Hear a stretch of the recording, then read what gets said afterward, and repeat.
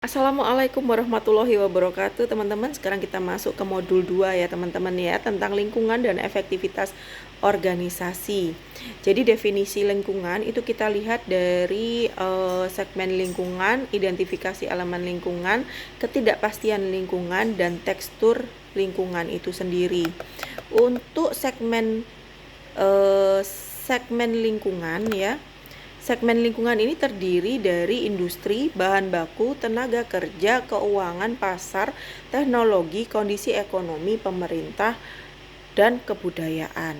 Untuk identifikasi elemen lingkungan itu tergantung jenis usaha dan lingkungan perusahaannya teman-teman ya. Kemudian ketidakpastian lingkungan itu kita menggunakan dua dimensi dari Robert Duncan. Oke, kemudian tekstur lingkungan itu ada lingkungan tenang acak, lingkungan tenang mengelompok, lingkungan diganggu bereaksi, dan lingkungan kacau. Selanjutnya kita akan membahas mengenai pengaruh lingkungan terhadap organisasi ya teman-teman ya. Jadi lingkungan itu sangat berpengaruh dalam organisasi, baik itu lingkungan eksternal maupun lingkungan internal ya. Apa saja yang bisa mempengaruhi sebuah organisasi dan lingkungannya itu yang pertama adalah ketergantungan sumber teman-teman ya. Yang kedua yaitu perubahan eksternal. Kalau ketergantungan sumber berarti apa? Bahan mentah ya, bisa jadi ya, bahan mentah itu bisa dalam bentuk bahan baku maupun SDM-nya gitu ya. Kemudian kalau perubahan eksternal itu kompleksitas struktur organisasi, peredamnya, dan elemen perbatasannya itu berpengaruh sampai mana gitu ya.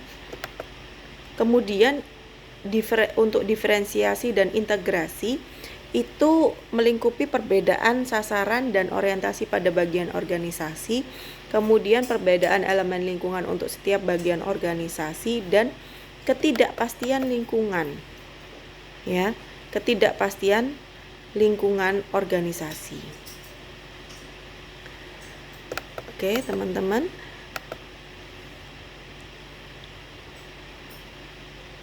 lalu di dalam ketidakpastian lingkungan organisasi itu ada namanya kegiatan integrator ya. Nanti akan kita kumpas lebih dalam. Oke, selanjutnya ada yang dinamakan mengendalikan lingkungan, teman-teman. Jadi organisasi ini itu bertujuan untuk memperbaiki sebuah lingkungan sesuai dengan visi dan misi dari organisasi ya. Misalkan nih kita bergerak di organisasi yang cinta lingkungan. Jadi green ya, go green.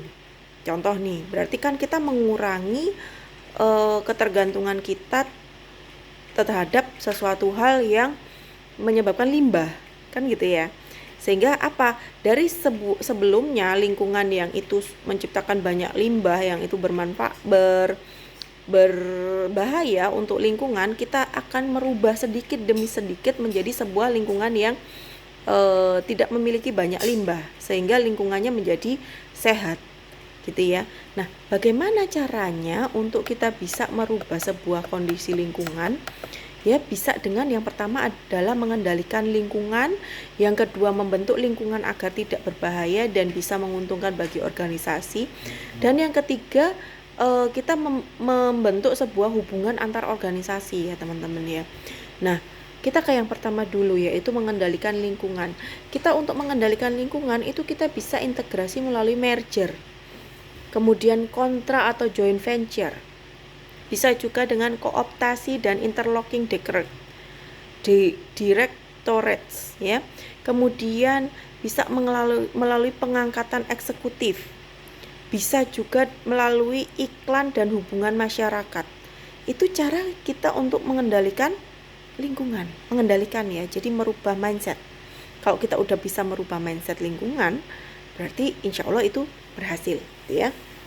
Kemudian yang selanjutnya, bagaimana cara membentuk lingkungan agar tidak berbahaya dan bisa menguntungkan bagi sebuah organisasi ya. Yaitu yang pertama kita bisa merubah bidang kegiatan lingkungan tersebut. Jadi misalkan yang dulu biasanya buang sampah sembarangan, nah gitu kita arahkan untuk supaya tidak membuang sampah sembarangan. Kemudian kegiatan politik. Nah, kita bisa masuk ke kegiatan politik untuk bisa mempengaruhi lingkungan tersebut. Kemudian asosiasi pengusaha sejenis gitu ya. Sesama pengusaha bekerja sama bagaimana merumuskan sebuah limbah yang tidak berbahaya bagi lingkungan atau meminimkan limbah gitu ya. Kemudian yang terakhir, kalau kita tempuh cara melalui cara hubungan antar organisasi, kita bisa ke transaksi sumber ya, dan peraturan pemerintah. Seperti itu. Selanjutnya, kalau kita sudah bisa melakukan kerjasama dengan berbagai pihak untuk merubah lingkungan dari yang sebelumnya kurang baik menjadi baik. Nah, oleh karena itu berarti sasaran organisasi kita itu bisa tercapai ya. Apa saja sih sasaran organisasi itu? Ya, itu kita harus menelaah.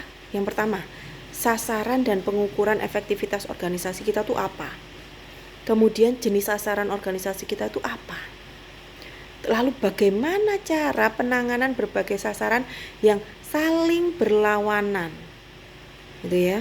Kemudian siapa saja pihak yang menetapkan sasaran organisasi? Itu harus kita ketahui terlebih dahulu ya.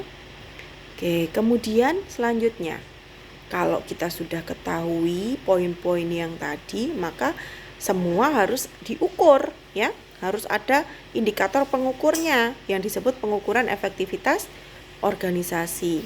Ada 4 yang bisa kita ukur, yaitu pendekatan sasaran, pendekatan sumber, pendekatan proses, dan pendekatan gabungan. Kalau untuk pendekatan sasaran, itu kita nilai dari adanya berbagai jenis output organisasi. Kemudian adanya subjektivitas dalam penilaian, kemudian adanya pengaruh kontekstual.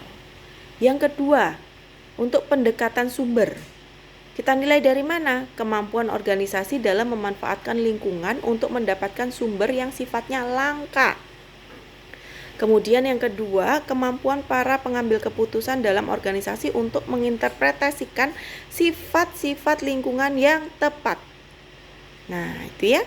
Kemudian yang ketiga, melalui pendekatan proses, yaitu melalui apa? Pendekatan proses, perhatian, atasan kepada karyawan ya, semangat kerjasama dan loyalitas. Yang terakhir adalah pendekatan gabungan, yaitu menggunakan ketiga jenis pendekatan itu secara bersamaan ya.